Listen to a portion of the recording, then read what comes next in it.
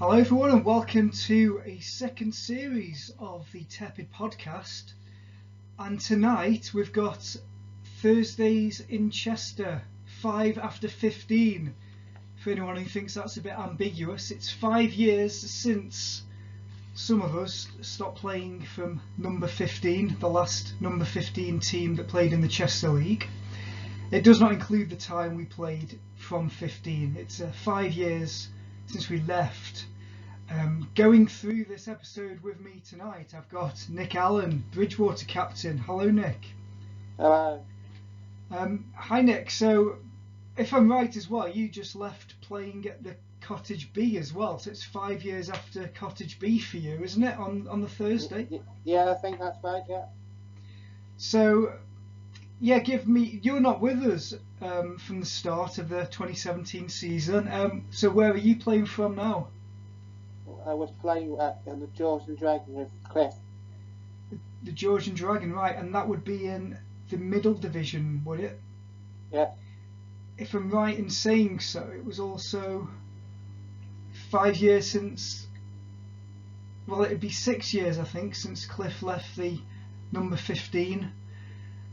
I think promotion was gained from number 15 for Cliff's team. And yeah, so without further ado, we'll get into the fixtures. So the Cross Foxes 17 team, where we started playing from, we've got Mark to help us out in getting the team set up from there. There were already 3 teams playing from Cross Foxes. There was Cross Foxes, Cross Foxes A, and Cross Foxes X, which were in the same division as we joined, the Division 2, the bottom division.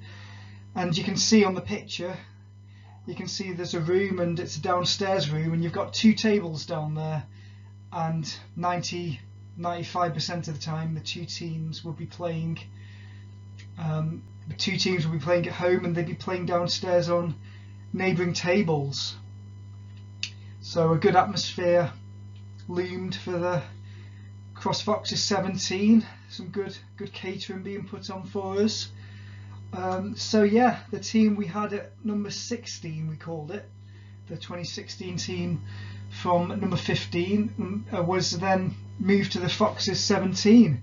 So the date is the 23rd of February 2017. Scrap that, it's the 3rd of November 2016 actually, and it's a Cross Foxes 17 versus the Edgerton Brook Street B. Okay, Nick, so what are your experiences of playing Edgerton Brook Street B? We've got some good players and some good players, probably same standard as most people in that league. Yeah, I mean, it's hard to keep track of what the A teams are and what the B teams are. I think sometimes you'd have Amanda and Jade both in the B team. Sometimes you'd have one in the A and one in the B. But when I'll read out the scores, and then you can sort of get a feel of what sort of team the Edgerton Brook Street B had out. But they were fancied. They were fancied to do alright this season, from what I remember. First game, A. Jackson win over Amanda McAleer. Second game, Steve Davis for us, former employee at the On Q Club, 0. AC Mulvey 1. Guy with the ponytail, good player from what I remember. Andy Holiday 0. Jade McAleer 1. So Andy started off with us this season. Corey Davis 1. Rich Dalton 0. Marcus Turner for us 1. D. Cole for them 0. So that's put us 3-2 up with 2 to play. Daniel Boschi for us lost to P. Halfpenny of the Edgerton Brook Street B, and that set up a decider.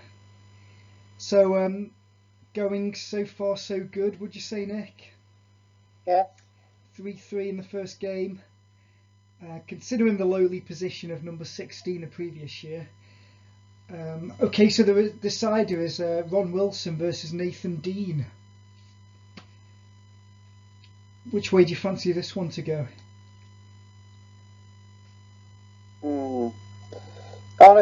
If you went on experience, I'd go Ron. But if you go on talent alone, I'd go Nathan.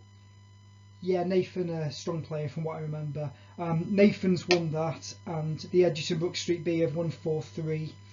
And the hype they had at the start of the season is justified. They're off to a winning start. And yeah, I remember going back to the cottage that night, and somebody said the Edgerton were fancied to do well, and we shouldn't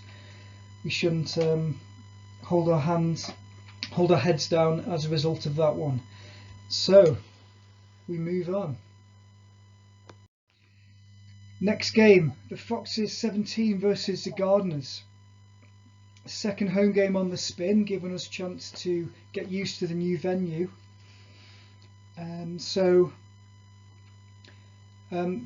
The Gardeners, do you fancy these to put up a good fight? Depends on who they've got out for them. If they got out the ones who play on a Monday as well, you've got no chance. First game, Andy Jackson, myself, goes up again against D. Ed, and I've won in the first game for the second week in a row at home. Ron Wilson's won against C. Elliott, Chris Elliott, I believe, won, so 2-0 up. That reminds me of days when we played at the cottage, and myself and Ronnie got us off to a winning start. I think typically Ronnie used to go first in those days. So 2-0 to the good. Things going well, Nick? Yes. Third game, Steve Davis. Not the professional snooker player. It could have been a different story. 0-1 against Jay Brown. Corey Davis also loses against a namesake Kay Davis. Marcus Turner doesn't win for the second week on a row. He loses to S. Benion. And then it's Dan Boschke. If you can see in the picture, it's me and him playing pool in Ibiza earlier in 2016. So I've managed to get him to come and play for us this year. And Dan Boschke has lost to A. Bate, and it's 4-2 to the Gardeners. Tyler Davis for us 0. Roy Aitken of the Gardeners wins against Tyler, so it's 5-2 to the Gardeners. Another defeat. Any names which ring a bell there, Nick? No. Well, Roy Aitken and Chris Elliott, yeah, two players I definitely remember playing for the Gardeners. D. Ed as well. Oh yeah, those three. They were top. They were three of the best in Chester, I'd say. Well, we could take a look and see how they got on that year. Yeah, Roy Aitken, 23 wins, 23 played 23, won 17. And Chris Elliott, 24, won 16, and D. Ed, 21, won 15.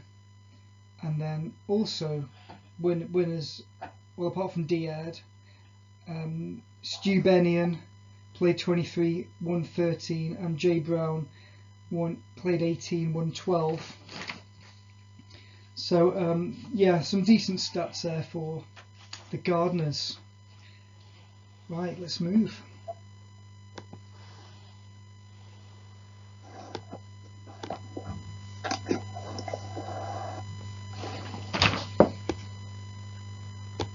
Right, we're back at the brewery. Yeah, for those who have listened to the decade of Cottage B, you've heard us talk about the brewery on that one. Nick, tell us a bit more about the brewery. It's in Saltmead. Nice beer, and the team's quite friendly in there. There's plenty of ring round the pool table. What I remember is the table is quite slow, so you need to hit them a bit harder than you would normally on most pool tables. So Alistair should do well on this table if he's playing. Yeah, some players that play quickly, play hard shots, can benefit from a slower table, can't they? Sometimes. Yes. Um, And some people who can't, the better ones, the ones who play well on a slow table, the ones who can adapt. The ones who can't adapt seem to struggle. yeah, I mean, me probably sometimes not hitting it hard enough is a problem on the slow tables. And the likes of Ronnie, who's very tappy. So yeah, well, let's get into the fixture. Ronnie is up first, and he loses against D Burns. Corey Davis for us goes up and loses to Farrell. Chris Graham loses to Alan Cavanagh. Alan Cavanagh turning up for us. Now I don't remember him playing a lot this season, but he's done well there to get us off to a win. You've seen a bit of Al on video over the episodes. Does it surprise you that Big Al's got us a nice little win there to get us back into it? It should suit him. It should suit him.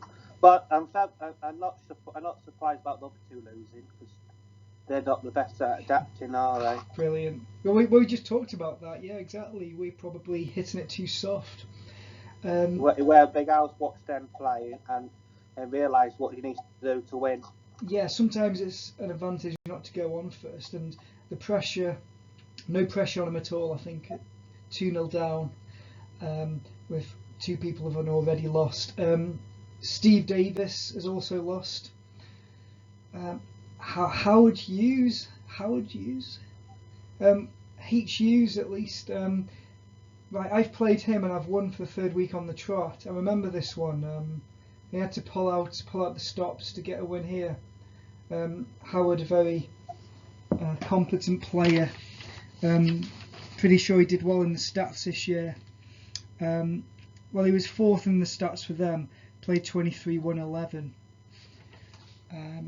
Their star player D Burns played 21, won 17. I don't think it's Dan Burns who possibly was in the Riley setup.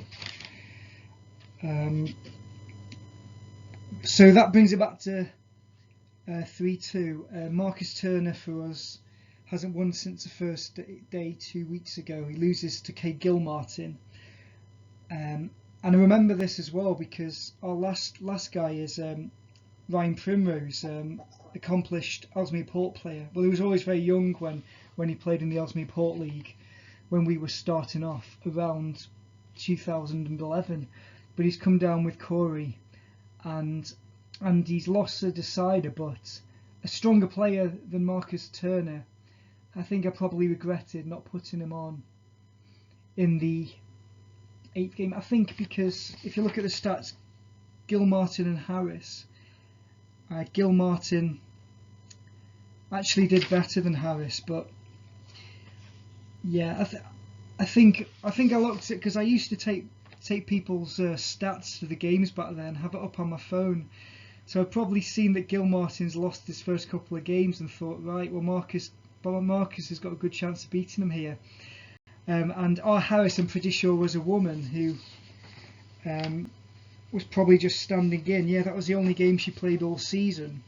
Ryan Primrose did lose, but I think Ryan Primrose was capable of beating Gilmartin or Harris. So we've lost 5-2 in that one, but it could have gone another way. Nick, did you ever have the stats handy when you were captain of other teams when you were playing them?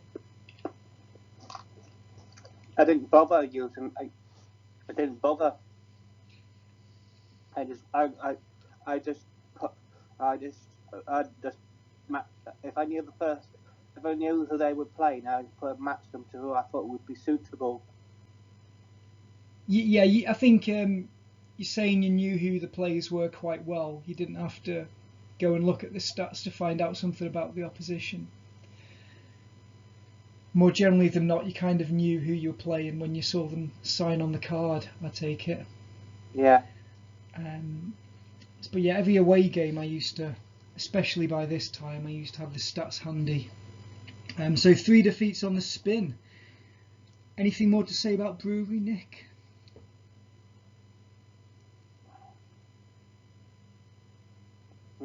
No.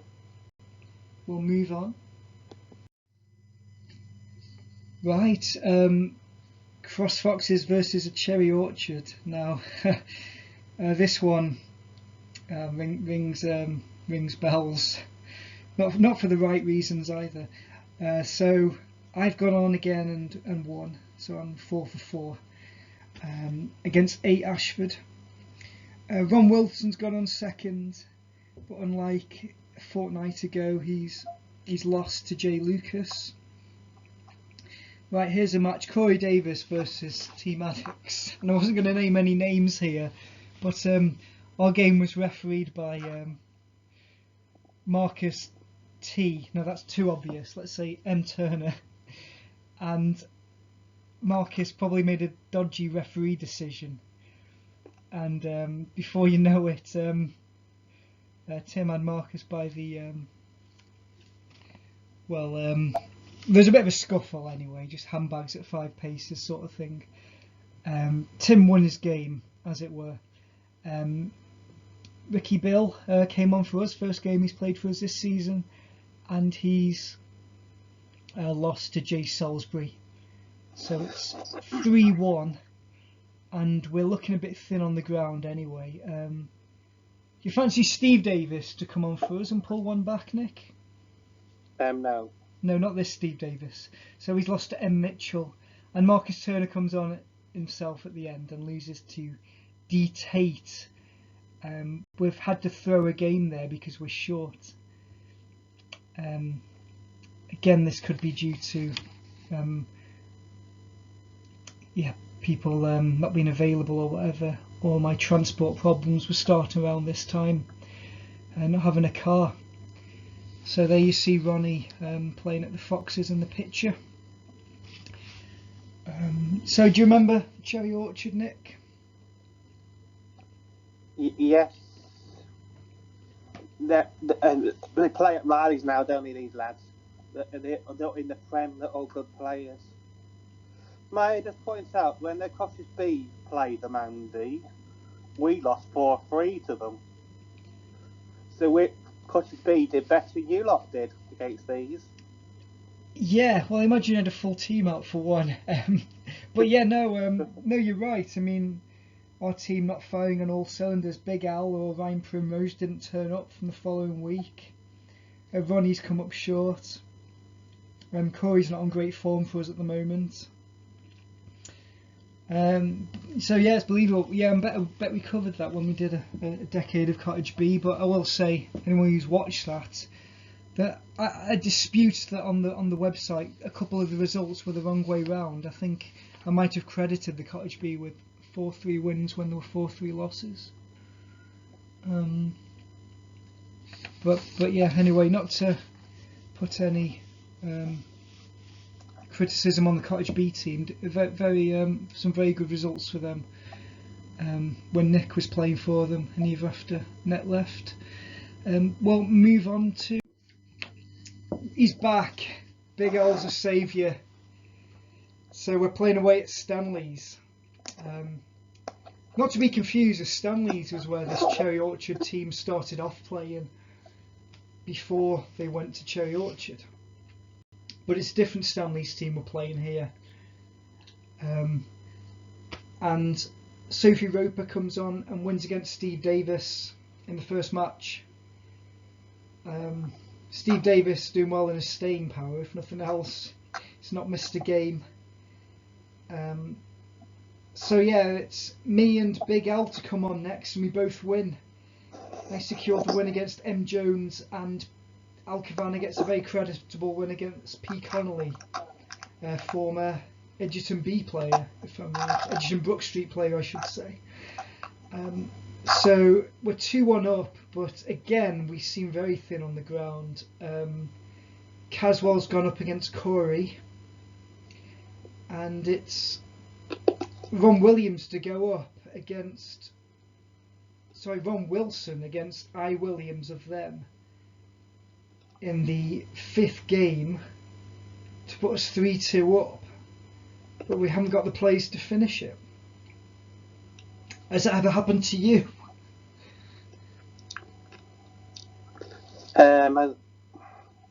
Against us, but not for us. Yeah, we were talking about that last time, weren't we? And I was saying in that episode how I'd go out and I'd get people on the streets if need be. But yeah, I couldn't find anyone in Brook Street to come in and play.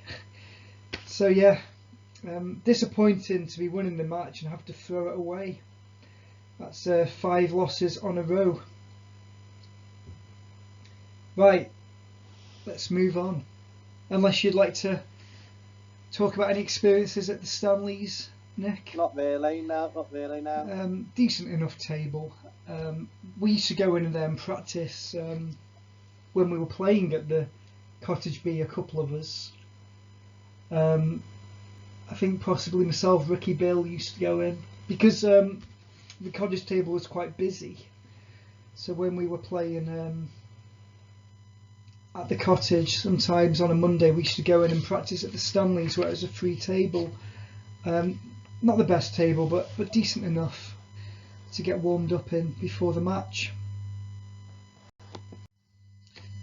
Right, so it's the 5th of January 2017 and we've come back after this is not long before we played the tournament, which you can look at if you view episodes 7 and 8 of the podcast. So we're straight back after Christmas, and Sam of the Edgerton has rearranged this one for us. So we've rearranged it on a cup match night, and we've arranged it for before that match.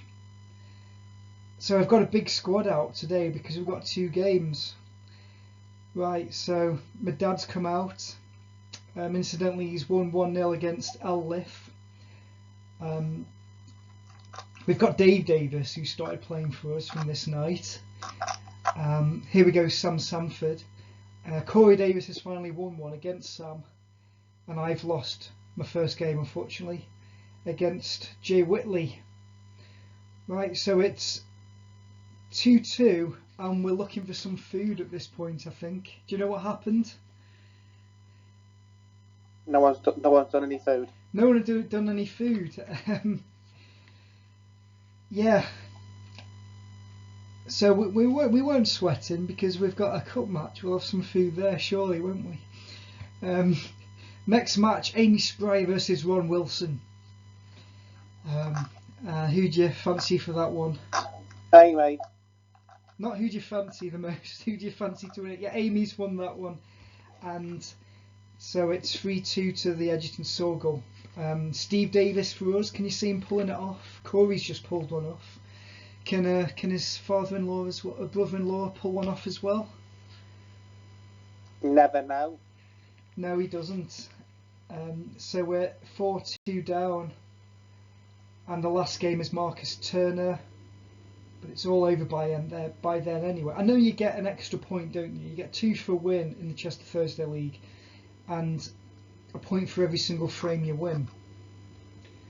But Marcus Turner's not lost the last one against A. Elman, and we've lost 5-2. So we all move off to the Cross Foxes, where we're playing Riley's X, or the X-Men as they were called, in the Diva Trophy round 1. So we're going to try things a bit differently here. We've got Andy Holliday stepping up first against Chris Welsh. And yeah, tough game for Andy there, Nick. Yes. Yeah, he's not won that one, but Corey's gone up against John Broad after he'd won earlier in the night. But he's fallen short against John Broad. He can't even go to sleep on a 100% record for the night. Nothing to be ashamed of, really. However, Al Elliott's making an appearance. He's up against Chris Fraser. Chris Fraser, accomplished player, not only in Chester but also in the Ellesmere Port League for several years at this point, since 2009. Me, my dad and my brother, we played Fraser, Graham White and Andy I. Jones, I think it was, and They've beaten us 6-3 and 5-4 that year, I think. In the 3-man competition, Ellesmere Port, which was good when it was a league anyway. Yeah. So speaking of Graham White, Ronnie's gone up against Graham White in the last match, and he's lost that one as well. So yeah, I think you're no stranger to turning up against one of the top Premier League teams and getting whitewashed, are you, 4-0 in the cup? No. I think that happened to you, didn't it, when you knocked us out of the first round of the cup, the George Ashbrook Trophy. Yeah, we played Riley's A. We played Riley's A. I mean, we would have gone through if I didn't throw away the match on purpose. And they won it that year. They won again, and yeah, they won. Yeah, I mean, these X-Men could have been the eventual winners either. How did it work? Can you remember? The Diva Trophy and the George Ashbrook Trophy were kind of linked, weren't they? Yes. Isn't it sort of like if you got knocked out the main one, you went into the other one, didn't you? So my guess is that the Diva Trophy was the main one, and the George Ashbrook was the one where you go into if you're losing the first round, right? Yes. That would make sense because we definitely played you guys in the George Ashbrook the previous season. Yeah. When we're at number 15. Right, speaking of Cottage B, unless you've got anything else to say about playing at the Edgerton Sorghum? No. Right, well it's the Foxes 17 versus the Cottage B. Now, you weren't playing for them at this point, and we did actually cover this episode when we did a decade of Cottage B. So, can you remember how this one went?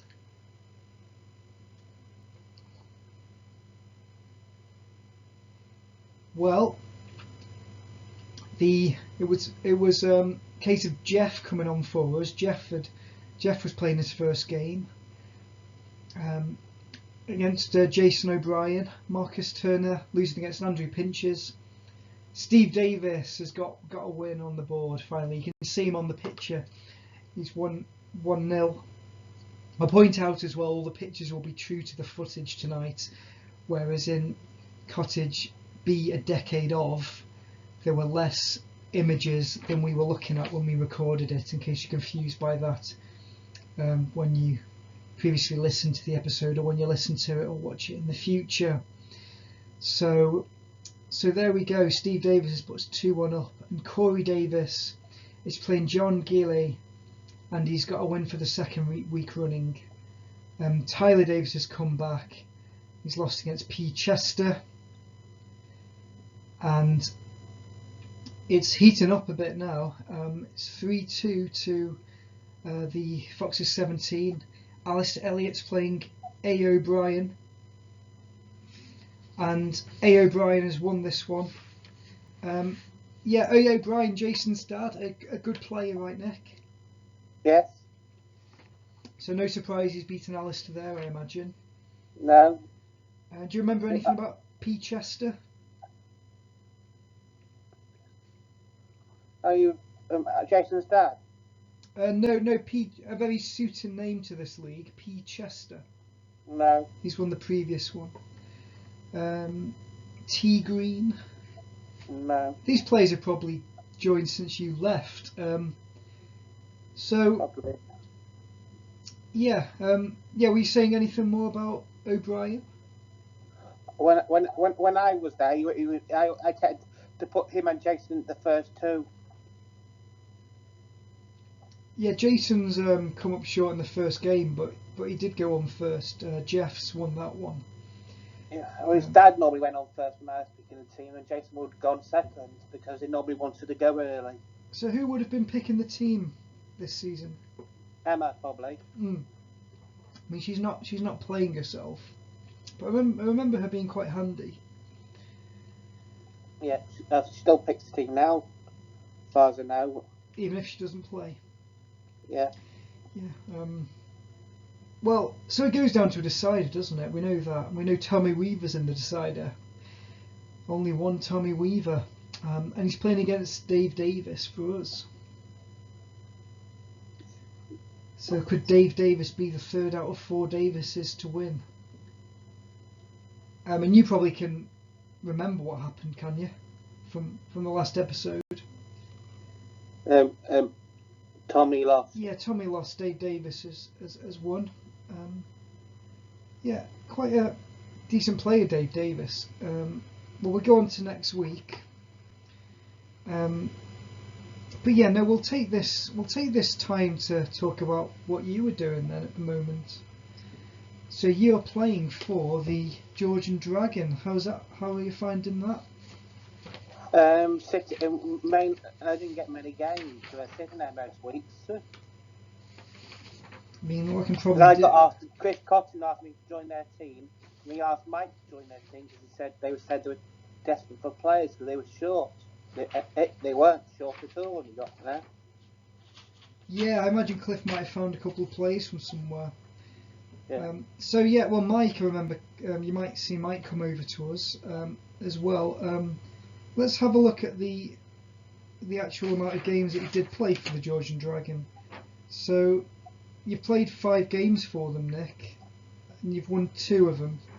So not a bad return, really, considering you've had a step up to the first division. Yes. I mean, Mike Field doesn't even. Oh, sorry, Mike Field only played 1 game for them and lost. Yeah, and that was the first game, and they made us decide who's going to play it, so let Mike play. But you stuck around, you persevered. You had 5 games. Yeah. So yeah, you've probably not played every week, have you? No. So you're probably still there even at the 7th game of the season, which is where we're up to. And Cliff never said anything. Yeah, I mean, yeah, sometimes as a captain it's quite hard to keep people happy and reason with people, but yeah, you do want to know where you stand, don't you? Yeah. Well, Chris Cotton's played 15 games that year and he's won 6. I imagine he's played a full season there, but he's got the same percentage as you. I'm not going to tell you percentage, but it's 2 out of 5 wins. It's 40%. So, best player for Georgian Dragon that year, Aaron Rafferty, 21 played, 114. So yeah, I don't remember him playing at number 15. So he's probably one of the guys he's brought in. He plays county now for Chester. Yeah, that's the Cheshire West County from Riley's, right? Yeah. He plays for one of those teams. Dan Snowden's also come in. Steve Burns and Dave Owen were there the previous year, I'm sure. Russ Seymour's playing for them, yeah. So Jason White's got 100%, although only played 3 games. So yeah, there's some strong players being brought in for the Georgian Dragon. So yeah, you mentioned as well there were disco lighting, was there, at the Georgian Dragon? Yes. So that caused a couple of problems, did you, with your epilepsy? Yes. Yeah. I mean, not that they stayed there for that long, but I suppose good riddance. Yes. Yes. From that venue, but you know, as we carry on going through these, you're still a Georgian Dragon player.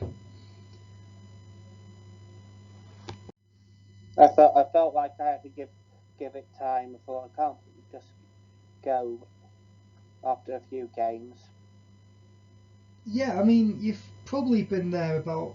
How many times did you roughly get dropped? About 3 or 4. Was it more like half of the time you went? I went every week while I was there.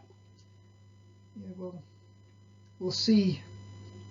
We'll see what number you come in for us, but yeah, considering you weren't playing every week, 5 games is quite a lot of weeks you've played for them. It's another 2 in one night, although not quite as significant as 2 weeks ago, and it's Dave Davis who's won the decider for us 2 weeks ago against Cottage B, and he's playing against Alfie Cheers in the singles round 1 knockout, and it's gone to a decider. So doing all right for us, would you say? Yeah. Bit of singles pride. Yeah, he's lost a decider, but creditable.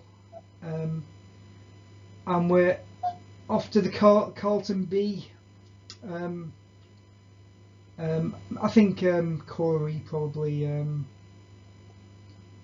Steve. Well, I don't think Steve's there actually, but yeah, Corey's gone down with Dave anyway, and we're back at the Carlton B, and I remember playing darts there quite fondly. We had a dartboard. Do you remember playing at the Carlton, Nick? Yes. I think I had a good record there. Yeah, I remember quite fondly playing there. I think they were a bit of a yo-yo club. I think they got promoted and then went straight back down, and then they were near the top of the league the following year. Yes. So yeah, this could be quite an interesting one. So A. Cameron's won against Alistair Elliott, and J. Rule has won against Ron Wilson. Do you remember that name? Yes. Yeah, probably because there's a musical artist who sounds very similar to that name. But Yeah. I think that's where the similarity ends. I think this guy had a beard. M. Dixon has won against Jeff Povey. You can see Jeff in the tracksuit in the picture. He's come back for us, and he's won against a Cottage, but he's unfortunately not made it 2 wins on the spin, and he's probably a bit disappointed. If you've seen episode 9 of series 1, you'll see you'll see Jeff being disappointed, won't you, Nick, after losing a close frame? Yeah, so I imagine there might have been a bit of consoling him after that one. But we're 3-0 down. Although I've lost a couple of weeks ago, I'm up against D. Morris and I've won again.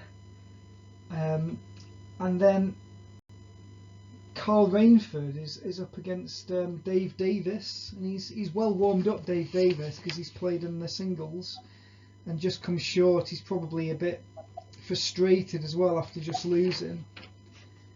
So yeah, we've got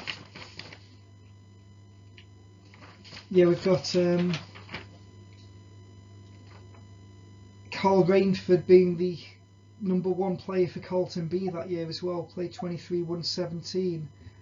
One of the 6 he lost was against Dave Davis, the guy that I have come up successful against.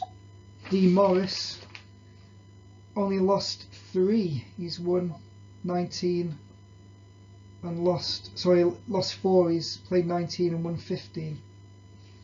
And then you've got Rowland and Ja Rule up at the top of the statistics for them, who both won earlier in the night. My apologies, Rowland yet to play. So Jay Barbuskak versus Corey Davis, and that's a chance for Corey to take it to a decider. Can he do it, Nick? Well, no, it's a loss for Corey, and the final match, A. Rowland winning against Marcus Turner, and 5-2 in the end. So we move on to the next one. Okay, so Jeff is centre stage again, and he's up first. No, he's not. He's not up first. It's Cross Fox's X at home, and this is significant. I mean, a lot of these matches are significant, otherwise I wouldn't mention them. I've gone up first against Alicia Thomas. I've won that one, and then Marcus Turner is up against N. Hutchinson in the next one and has lost. Al Elliott's lost. Jeff Povey has gone up as man 4 and he's lost against M. McDonnell. So that's 3-1 to the Cross Foxes, and you probably guess what's happened here. We've got no one left to play the remaining 3 games. Just 4 players turn up for us on this night, Nick. Not very good. Not very good, and I was well and truly not driving at this point. I didn't have a car, hence one of the reasons why none of the Davises are turning up. So yeah, Jeff just playing for pride really there. Yeah, I did read somewhere that one of the rules was if you don't have at least 4 players on a night, then you forfeit your position in the league. So we knew that really? I heard that, yeah. I believe this is a bit of a warning for us to get more players down. I mean, it's not fair on the other team, is it? I mean, 3 of their players wouldn't have got a game that night. Plus, it's a local derby, a bit embarrassing. But we've also discussed this kind of stuff before, that playing at Fox, it's very hard to just grab a local from the pub to play for you. Because pretty much everyone in there is a pool player for playing for a team. But it does get pretty busy in there. Having said that, we've still gone on and played another game later that night. It's Cross Foxes 17 versus Riley's FCB. And it's a Chester Thursday Scotch Doubles round 1. Andy Jackson, Jeff Povey versus Fraser Harold and Brian Treadwell. So there's only going to be one victor here, isn't there, Nick? Yeah, and it's not you two.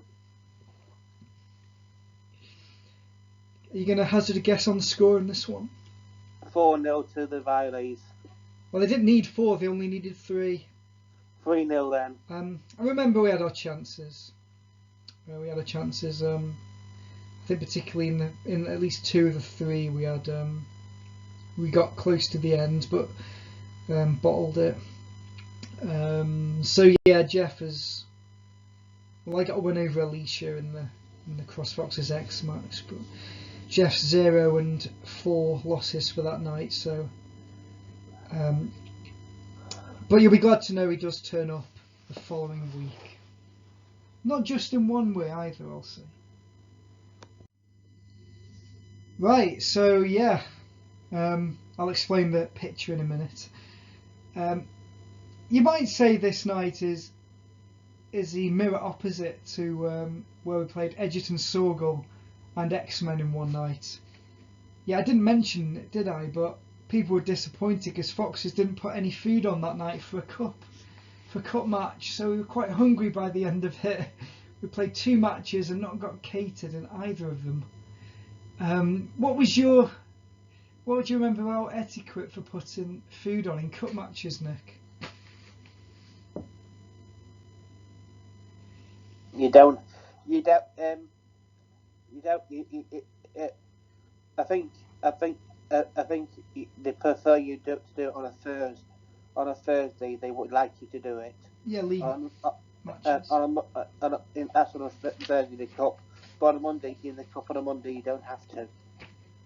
I mean, that rings a bell. Yeah, I think we were playing that card when we questioned where the food was. But yeah, there was no food for us that night.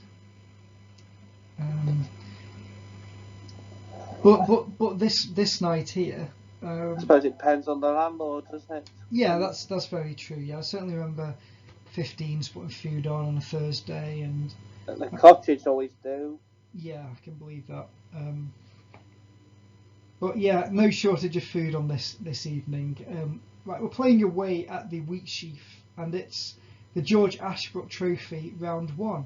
So yeah, makes sense. We got knocked out with the Diva Trophy, and we're playing the Wheatsheaf from the league above.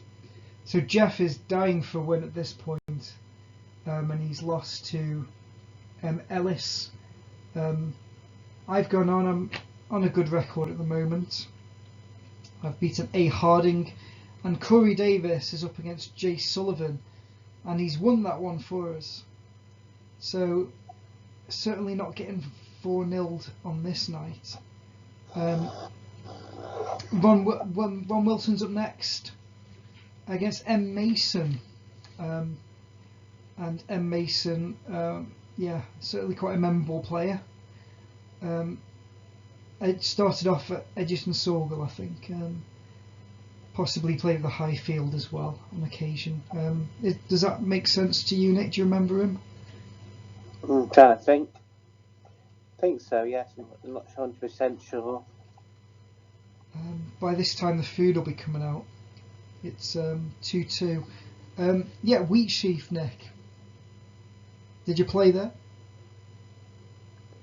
Yeah, I think so, yes. I mean, I wouldn't bet against you having played there earlier in this season. Well, you're at Georgian Dragon.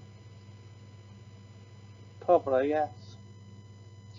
I can't remember, to be honest. But Wheatsheaf is a bit of a carvery, isn't it? Yes, I do remember. I remember that playing there with Cliff's team.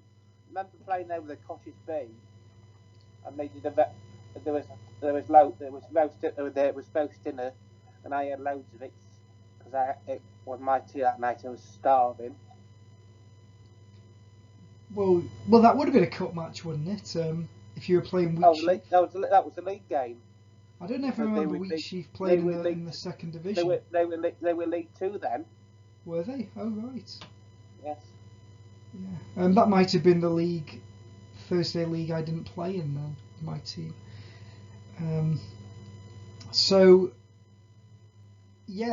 Table all right from what I remember. Plenty of room around the table, but yeah, they didn't half put on a good spread, did they?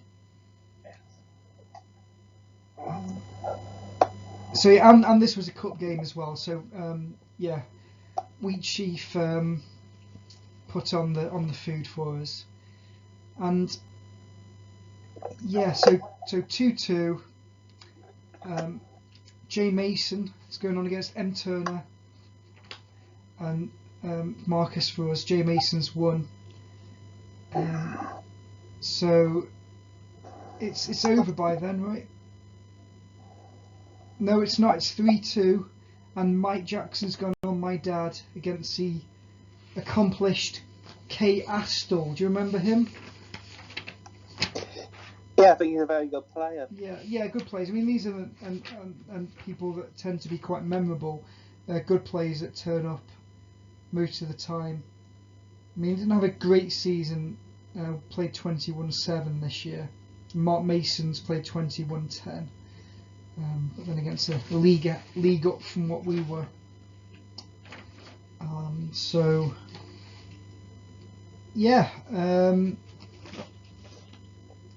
Any more Wheatsheaf memories then? No. I mean, it's confusing because there's more than one Wheatsheaf in Chester. So there's a one off the main road as you're going to Chester. It's near them.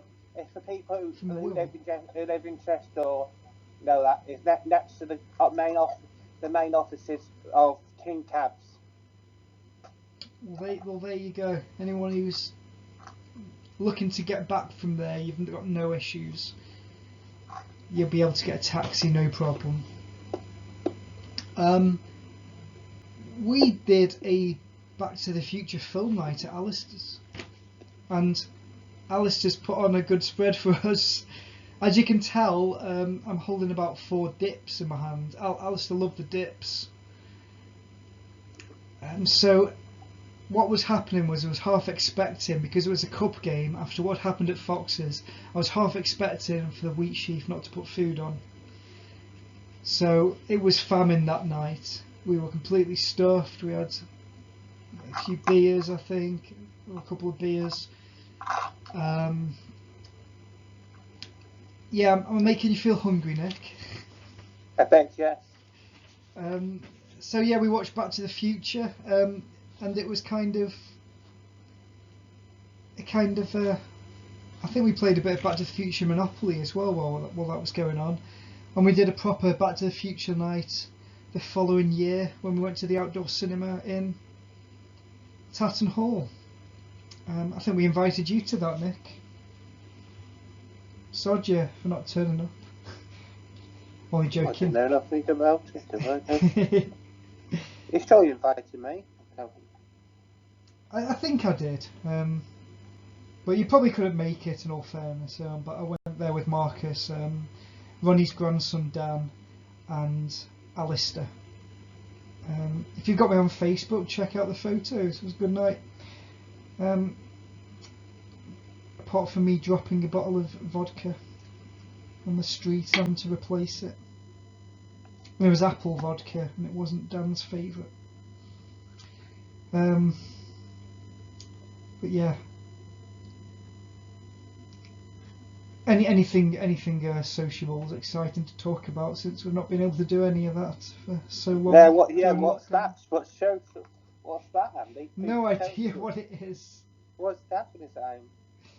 I mean, we're recording this on the day that the restrictions have just been eased again, aren't we? To 2 households outside, well, 2 households which are no more than 6.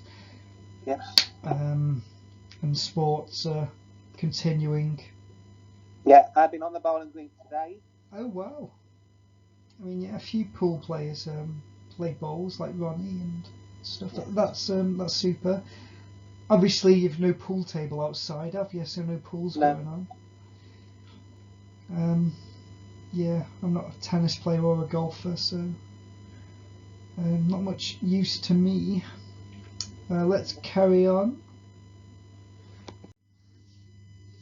Right, now this photo is actually taken on the night. It's the Boughton Hall Cricket Club. Now, we have talked about them before, haven't we, Nick? Yes, we have, yes. So we don't need to talk about it a lot here, do we? There's Corey on his phone. He's obviously bored. He's not watching the pool game. Well, this might possibly have been Ronnie's record breaker. I remember but then again he played Jay Morris probably 2 or 3 times. Yeah, he won the cup. He won the cup with John Morris for the biggest combined age in a Chester League match since the records began. So let's get into this one. Now, I've gone on and lost against D. Killeran. P. Connolly is defeated by Jeff. So Jeff proving a bit of a saviour for us already. And there you go, Ron Wilson coming short. But Corey Davis has gone on and won against M. Hunter. So we're 2-2. P. Thomas has won against Alistair. But Dave Davis doing well for us. Apart from the week they all didn't turn up against CrossFox's ex at home. And we've got through to a decider in this one, and it's Marcus Turner against M. Booth. Can Marcus pull it off for us? I doubt it. I don't think he's won since the first game of the season. No, yeah, 4-3. Why would you put him on last then if he's not playing well? Well, I was always off the philosophy as at least get to the decider. You know, if you can get to this decider, regardless of who's playing it, just get as far as you can, keep in the match. And I more often regret it when I don't choose that frame of mind. So yeah, I mean, it happens. I don't know if we'll get around to doing a number 15 podcast, but when we're playing at the Royal Oak away in the outdoor venue, which I'm sure you quite liked. Yes. We were 3-2 down. And I think we had Ryan Wellesley come up for us, who wasn't a particularly accomplished player for us. Or we might have been 4-2 down, but we were definitely 3-2 down. We might have been 3-1. We're definitely 3-2 down anyway. And then Vanders and Jack Potter, 2 guys that I know from wrestling, who didn't play pool very much. They came on in the last 2, and in both games the other players knocked the blacking out of sequence, and we've won them both and won the match. Now, the odds of that happening, pretty thin, I would say. Careless on the other team's part, but I absolutely loved it, Nick. So maybe think about that when you're thinking about who's going to play the decider. Think about just getting as far as you can, and you never know, things might surprise you.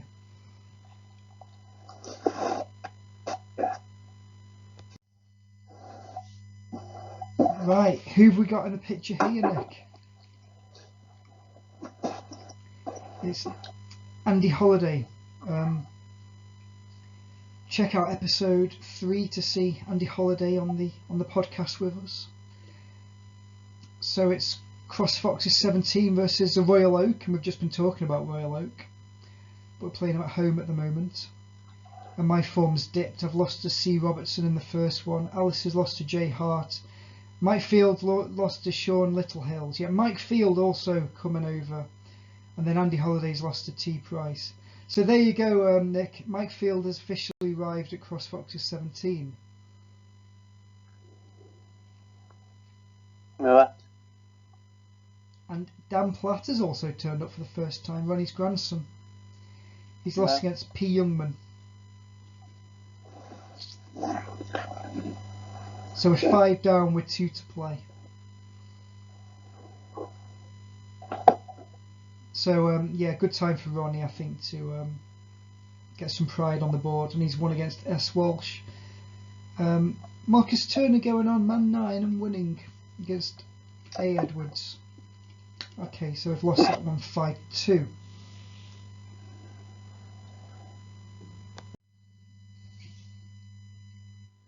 So I imagine we're getting close to you coming over to us now. Right, we're playing Bridgewater at home. So, right, C. Roberts, Claire Roberts, Alistair's friend Claire has come down to play for us. She's lost against Chris Tipping in the second frame. Now, Chris Tipping, former player at the Seahorse in Ellesmere Port several years earlier. Mike Fields lost again for us, and Marcus Turner's winning run has ended, and Jeff loses as well. So it's all over after the 5th game. I'm putting Ronnie on a bit too late, I think, at the moment. He's won, as has his grandson Dan Platt against S. Nuttall. Now that's... do you remember S. Nuttall, Nick? Bridgewater player? You can tend to think. It is. I mean, probably quite a different team to what you've been playing with. Yeah, because I don't recognise the other names. W. Jones and Seymour. Do I beat in the first frame? No. Well, let's see if when the turnaround fixture comes, if it's any more interesting. The following night, Friday night, an unusual time to play, but Ronnie Wilson's got through against A. Cameron, I think, of the Colton, and he's lost the second frame, but he's won that one 3-1 in the singles round 2. He might have got a bye in the first round. So now we'll go to another one of our favourite venues next. Right, the Bridgewater. My apologies. It's the Saddle away, and Brady Newton's won against Jeff. I've overcome Brett Newton in the second. Jay Chapman has beaten Alistair, and B. Evans, I think their captain at the time, has beaten Mike Field. I think he's lost 3 on the spin for us. And Dan Platt's lost as well, as has Claire Roberts. Steve Kerr, now you remember him, don't you? Oh yes, I do. So Steve Kerr has beaten Ronnie in the decider. So we'll talk more about Steve later on in the episode. But yeah, 6-1 to the Saddle, and we'll move on to the Edgerton Brook Street B away. a chance to get a Nettle cider. Ron Wilson's lost again against M Vickers, and there you go. You've got Dalton. It must be halfway through the season at this point. I think generally you just play everyone and then play the same teams round again. So Jeff's lost, Marcus Turner's lost, but Dan Platt's pulled one back against Nathan Dean, which is a good result. The decider winner of the first game of the season, and Amanda's got one over me this time. Alistair Elliott's won against Jane Ellett. Really? So that's a surprise. But it's not his only win. He's won going on. I think Alistair Light playing last always seems to get the wins when he's on last. Right, we're playing the Gardeners away now. The small table with 9-ball pool balls. So Ronnie's gone on first again and lost. I've gone from putting him on last and he's losing to playing first and he's losing all the time. Yes, we could watch it. What's that, mate? I think came and watched that game. Ah, so you might have been transitioning. Well, you were already playing with us, or we were playing for you on a Monday, weren't we? Yeah, yes. And you'd be turning up playing tournaments for us, which you can listen to on the podcast. So yeah, what do you remember about it?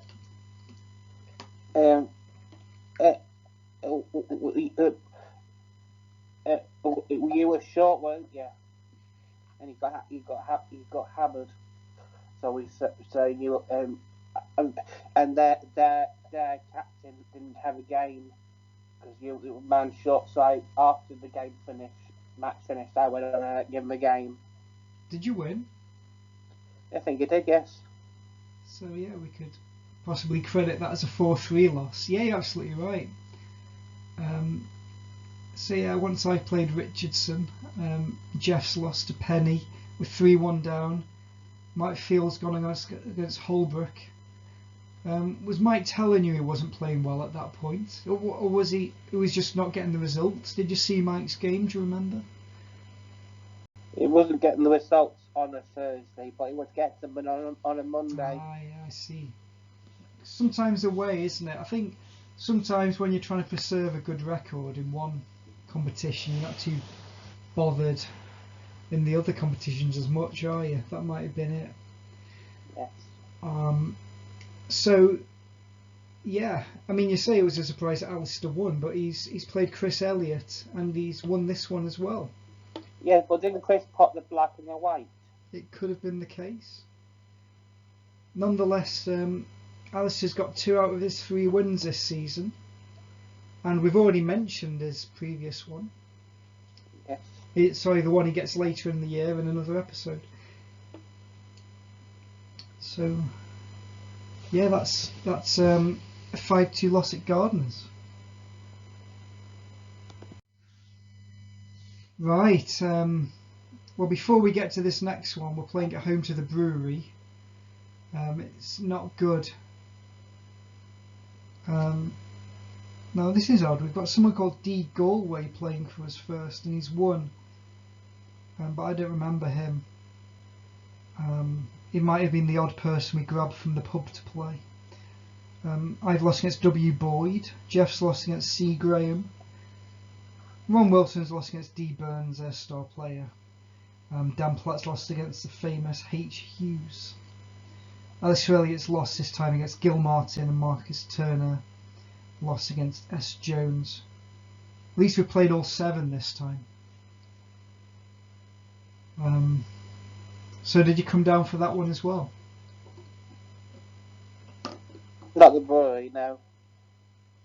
Did you come to the Cherry Orchard 6th of April 2017? Yes, because I transferred, but I wasn't allowed to play. You've got a good memory. I'm impressed. And had a game after the match finished. Again, you're right, we've got 6 plays again. So I've had to throw one. My gut feeling is you probably did win the 7th frame you played, but I can't. Yes, I played with my mate to Matt. The one who works in Sainsbury's, who does the, report, does the bread. Ah, sure, very nice. There's a lot of food in this podcast. Yes. So did you win that one? Did you? Yes, yes, yes. So you're kind of 2-0, aren't you? Unofficial games. Yes. Do you remember the first game of the night? Yes. Somebody missed a chance of clearing off the break, didn't they, Andy? You're impressed by my memory. And you played one of the guys who used to work where I lived. One of my mates who used to work at Rowlands Lodge where I live. Your friend of mine, he's Tim Maddox. Hey? So, and what's interesting as well is, okay, we'll talk you through the game. I think I've won the lag and broken off, and I've got down to the black, haven't I? Yeah. From the break, I've played the black with some position to try and go for the 15 ball. Missed the black, and Tim Maddox is cleared up. Mm-hmm. So, yeah, I shouldn't have bothered playing position.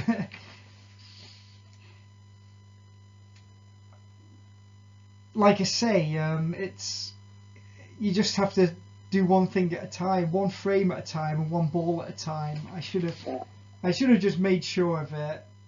I'm sure I would have had some sort of position on one of the 6 balls left.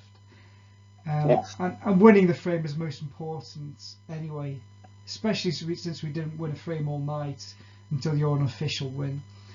And yeah, Tim Maddox actually got a 15 ball himself that season, along with Jay Rule of the Carton. So yeah, goes to show. Other losses for us that night: Mike Field against A. Ashford, D. Platt against E. Malani, Ron Wilson losses against Mark Adamson, Jay Povey lost against D. Tate, and Alistair Elliott losing against Jay Salisbury. We'll move on. Right.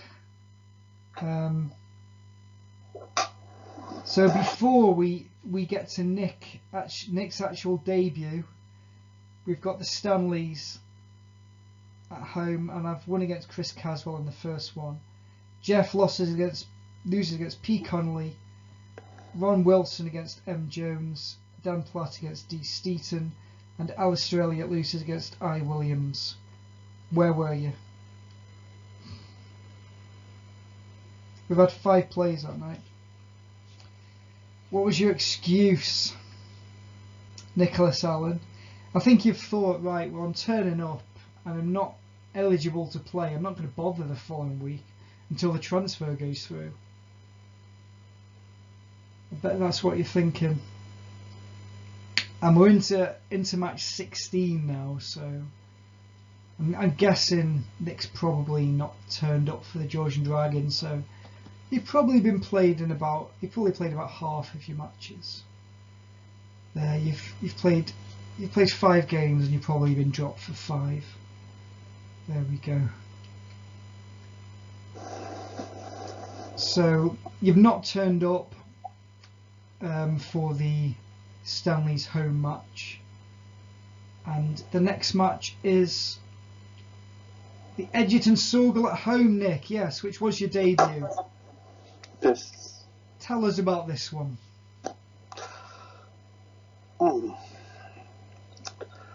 Let's see. Yes, This picture was taken from the night. we won because I won my match. That's all I can remember. Yeah, you've debuted well for us, and we've got the better of Edgerton Sorghel, and we probably did put food on for them as well. Possible complaint from them about the food we put on at number 15 once, but I won't talk about that. Yeah, Mike Field lost to S. Stamford in the first one. Nick Allen, you've won in the second frame against L. Compton. Happy to get a win for us, Nick? Yes. I mean, that's a great start for you there. So, yeah, L. Compton off the Edgerton Sorghel. Yeah. Decent enough statistics. I imagine. Yeah.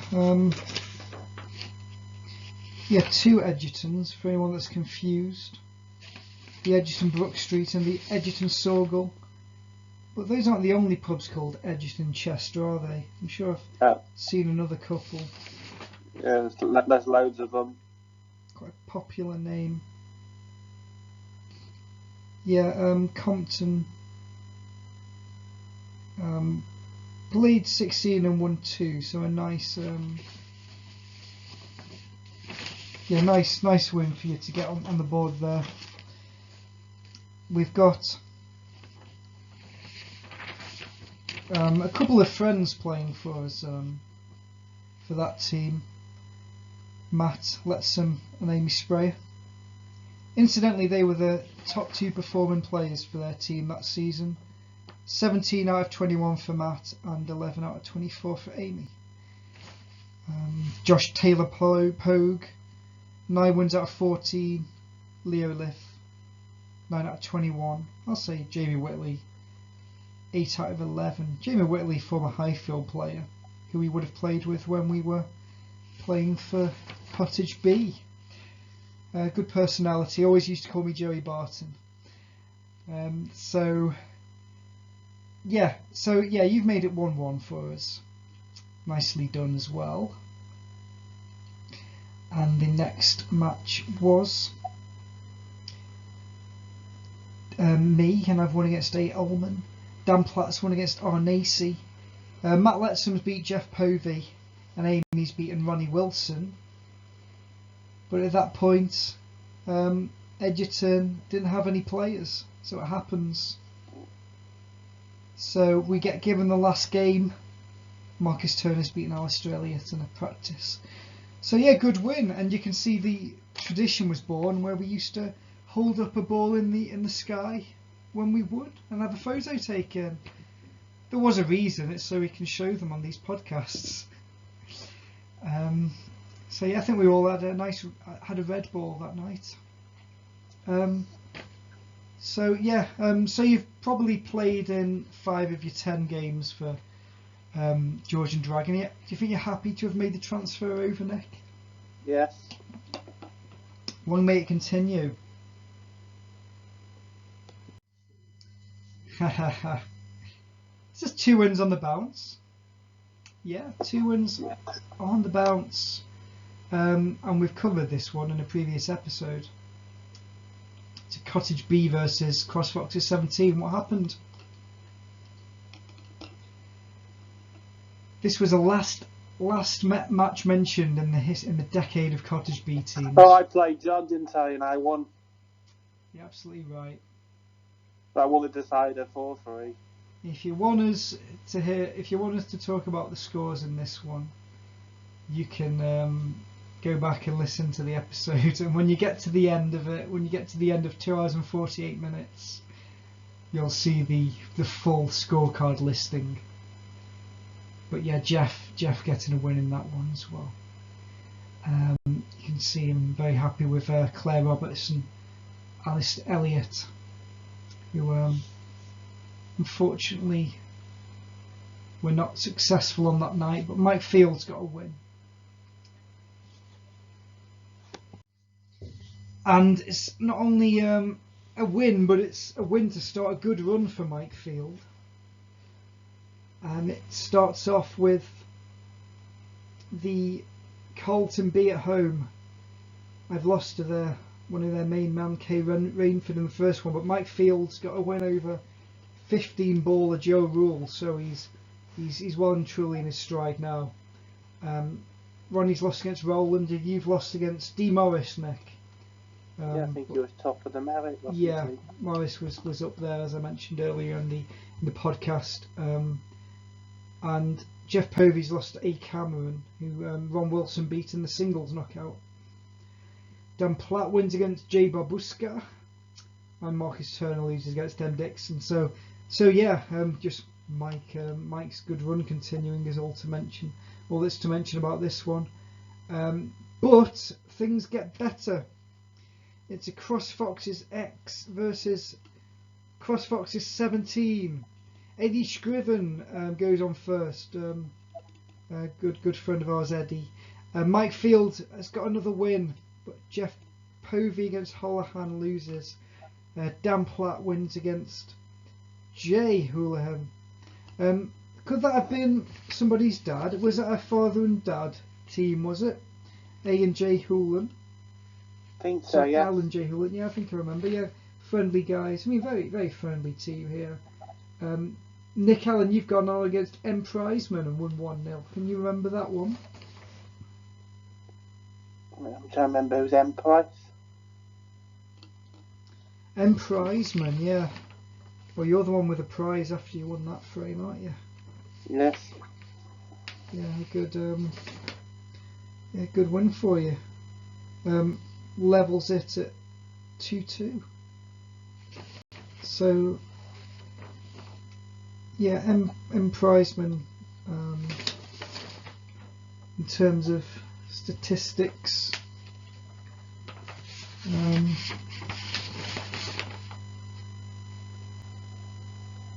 Prizeman, no, we're not getting any statistics on M. Prizeman, or are we?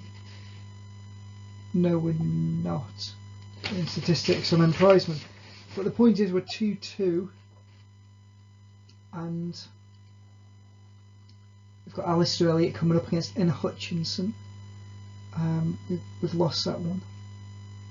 I say 2-2, actually 3-1 up. You've put us 3-2 up and on the hill. Marcus Turner leads against Gittins. Pete Taylor and Ron Wilson in the decider. Does Ronnie pull it off for us?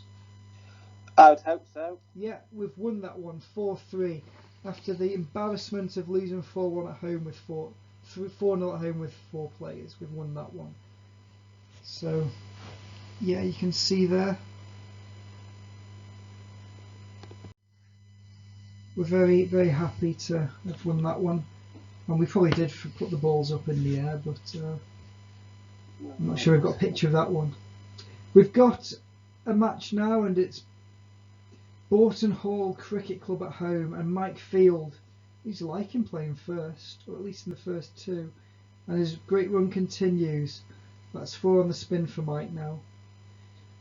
And Jeff's not doing too great for us at the moment. He loses to Stedman. I've won against M. Davis. But Ron Wilson has lost again against J. Morris. We need to stop putting him on there just because it's a combined age of something like 300. No, the combined age of about 150. Dan Platt's lost against P. Thomas. Alice Elliott against M. Booth. And you're playing in a consolation match against Al Bryce, which you didn't win. So probably a bit of a disappointing result, that one then. As we're looking to string a few wins together. So the Royal Oak away is the next match. Turner losing against C. Robertson. Mike Field wins against Sean Littlehales. So the great run continues, but not for Jeff. Jeff loses against T. Price, and Ron Wilson loses against A. Edwards. Dan Platt is undone by T. Kennedy. Nick, you lose against S. Walsh. P. Youngman wins against A. Elliott. And it's the 1st of June 2017, and it's Royal Oak 6. CrossFoxes 1 on the outdoor table. So we move on to Bridgewater away. Yeah, comments on this one? Nick. Now this is the one that Alistair makes it 3-0, and you nearly get 15 bowled against. Absolutely. This is Alistair's other win, as well as beating Elliott and the other Elliott. He wins in this one, playing probably a nice doubled black, was it, from what I remember? Yeah, I think it was. As usual, doubles, 1 or 2 of them in. Yeah, so let's go through the tale of the tape. So you've lost it yourself, going on first against Fowles. Do you remember Fowles? S. Fowles. K. Walton, who Jeff's won against in the second. He's back He'll be elated with that win. M. Harks has finally ended at Mike Field's great run. P. Ingram wins against Dan Platt. How about S. Nuttall? Now I remember Stuart Nuttall. AFC Wimbledon supporter. Oh, Steve. Is it Steve Nuttall? Right. Yes. He's just announced his retirement from playing pool. Oh, sure, he'll be back. Yeah, I keep telling him we'll be back. He says, I know I won't. Yeah, he's a good guy, Steve. Yes. So, Al Martin, like we've said, has lost to Al Elliott, and it's Kieran Walsh versus me in the decider. So what happens in this one? You break off, and he nearly gets a 15 ball clearance. Yeah. Because you don't point if you're off the break. Was it as harsh as that? I miss off the break and he clears up. Yeah. I didn't break off pot and then miss a ball, did I? No. I mean, I can forgive myself for not potting off the break, especially on the Bridgewater table, which is quite slow, isn't it? And at least I got the break. But then again, you would have put me on, wouldn't you? We wouldn't have had to lag for it. You would have gone on first and won the lag then if I'd broken. Here's you saying you don't like to lag and break. You've gone on first. And then again, I've put you on first, haven't I? I've made you go on first. But you've done well. You've won the lag and you've got the break for us in the decider, which is important. So yeah, a close one there. I mean, I think since you've come, Nick, we've been playing better. Since you joined the team, we've won 2 or 3. We've won 3, and we've lost 4, so it's better. So it's the saddle at home to make it 4-4 since you've joined. Right, the last game of the season, carnival atmosphere, and Mike Field's back to a good run. He's beaten Brady Newton in the first match. Jeff Povey doesn't end on a high, unfortunately. He's lost to M. Purvey. Nick, you play Steve. What happens in that one?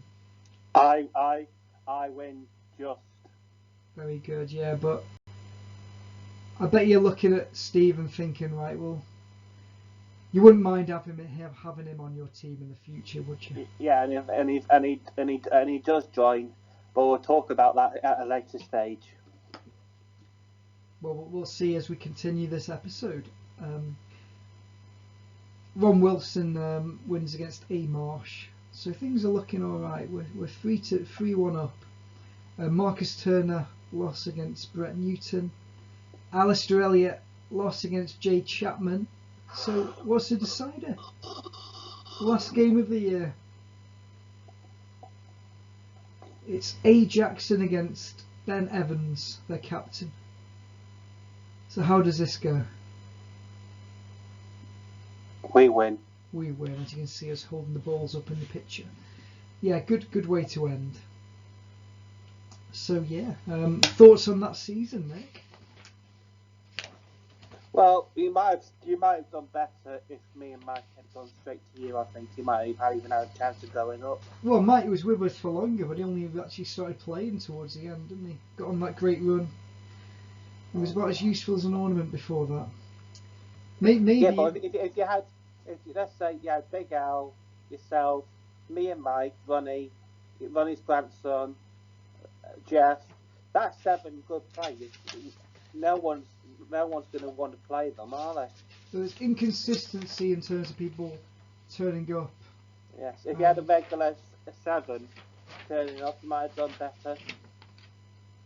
That's right.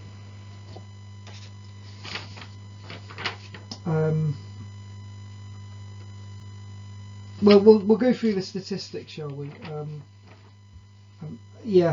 So Claire Roberts, we'll go from the bottom, has played 3 games for us and not won. Nor has Daniel Bosch, who's played 2, Tyler Davis, who's played 2, and Andy Holliday, who's played 2. Single losses, Ryan Primrose and Ricky Bill. Steve Davis has won 1 and lost 6. That win against Cottage. Alistair Elliott, six games played, 3 losses. Sorry, that's 16 games played and 3 losses. But on the official statistics, it said, sorry, not 3 losses. 16 played, 3 wins. On the statistics, it said played 4, won 3. Well, so you can't always take the statistics at face value. They do make mistakes, people. Danny Galway has played for us and won it, as has my dad. Alan Kivana played 2, won 2. You're right in saying turning up. If he'd have kept on turning up, that great run might have continued. Marcus Turner played 18, won 3. Dave Davis, I mean, he could have done with turning up more towards the end. Played 4, won 3. 19 played, 4 wins for Jeff. Corey Davis, 9 wins, 4. And here's you, Nick. Played 8, won 4. Just like the team's performance. So are you happy with that one? Yes. I mean, you didn't win in every game we won in and lose in every game we lost, did you? No. Wasn't that simple? No. You've won against the Edgerton, which we won. Won against the Saddle, we won. You won against the Foxes, which we won, 17. And the one Yeah, against St. And the Cottage, we won. Yeah. Well, we've lost against. Yes, I won against the 14. I won against the 14. Four games. The 4 games we've won. Yeah, you're right. Yeah, oh, that's remarkable. Yeah, the 4 you lost: Carlton B, Borden Hall Cricket Club, Royal Oak, and Bridgewater. Yeah, you're right. So yeah, good rule of thumb: when you win, the team wins. So you would never be part of a team win and feel gutted you didn't win your frame. So that's what you want, really, isn't it? Yes. You had 4 good nights for us that season, and you probably didn't have 4 good nights for the Georgian Dragon, did you? In terms of Don't think so. Winning games. No. Well, you won 2 of the 5 you played. So yeah, let's continue the stats. And Dan Platt has played 15 for us and won 5. And Mike Field has won 13 and won 6 in the end, which was enough for him to qualify for the for the Shield. Would it have got played? As we did a Shield qualifier there for the 3rd best player. Would his performance in Thursday improving be as a result of his performance on a Monday for the Foxes for the Cottage declining? Would it? Or did he? Or did he manage to play well all the way through to the end of the Monday League? Mixture. I mean, what might have happened? Probably unlikely, since the Monday League goes on for absolute age. But the Monday League might have finished by then, by the last few games of this league. Yeah, I think it had. Yeah. So Chairman's Cup qualifiers: Ronnie Wilson played 24, won 8, and me with one of my best records played 22, won 14. Right. So let's go through to the league table. I mean, if you've got any other requests about this year, Nick, just let us know. I mean, if anyone's listening and has any requests, we could probably add things into other episodes. But we've got, well, we'll start off with just a quick word about the League One table.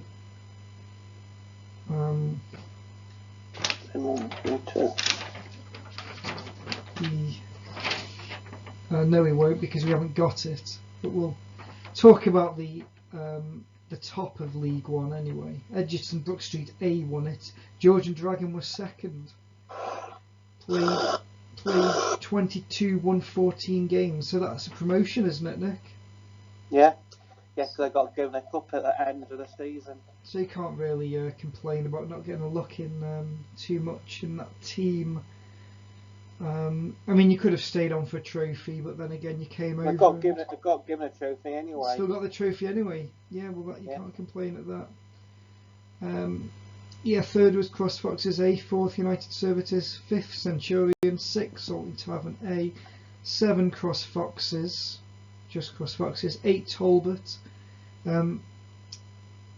Let's go into, and there were teams lower down. There were 12 teams in that league. Sorry, there's a top 8. So the Cherry Orchard won the league with 24 wins out of 26. Not bad. Carlton B, J Rule et al. 21 wins out of 26. And then it was the Gardeners, 18 out of 26. Royal Oak, 16 out of 26. I'm not 100% sure if just 2 teams went up that year. I know it's possibly when 5 teams went up, didn't they? 5. Yeah. I mean, that might have been the year when number 15 went up anyway. Cliff's number 15 team from Division 2, because I remember they weren't in the top 2. So Saddle, so we beat them and they were 5th. So definitely a good result to end the season. And Brewery 7th, Bridgewater 8th, Edgerton Brook Street 9th, so probably a bit lower than they're expecting to come. Broughton Hall Cricket Club 10th, sorry 9th. Stanley's 10th, Edgerton Sorghel 11th, who we did manage to beat, as we did Cross Foxes X in 12th. And there we go. Cross Foxes X in 12th were 88 points, and we were 13th on 69 points, with 5 wins out of 26. What did Cottage get? Well, we haven't got. Well, you'll be glad to know that they finished below us, but your transfer away from them wasn't regrettable. They won 2 games on 41 points. We were on 69, and we had the double win over Cottage B, Cross Foxes, Edgerton Sorghel and Saddle. So, yeah, that's your lot. So we could just end by telling you the best player from all the other teams in the league, just in case anyone's interested, for a bit of Pete Youngman, 18 out of 25 for Royal Oak. Eddie Scriven topped the Cross Foxes X with 14 wins out of 24. P. Thomas, best performer for Broughton Hall Cricket Club, with 17 wins out of 24. And D. Burns was the best for the Brewery, 17 wins out of 21. Jay Salisbury was a Cherry Orchard's top performer, 90 wins out of 22, closely followed by Jay Lucas, 18 wins out of 21. Although Tim Maddox was the with a 15 baller that year, he's only 8th in the statistics for them, which goes to show what a strong team they had. Marie Arneson played 4 games and won 3 for them that season, which I'd forgotten about. So she transferred from somebody, but it's not telling me who, but it might have.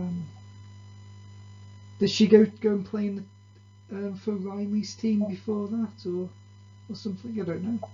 She would have left us at the previous season anyway, number 15. Rich Aiken, Gardeners, 17 wins out of 23. Carl Rainford, Carlton B, 17 wins out of 23. Dave Morris was 15 wins out of 19, and A. Rowland was 15 out of 21. See, J. Rule only 4th, 13 out of 18.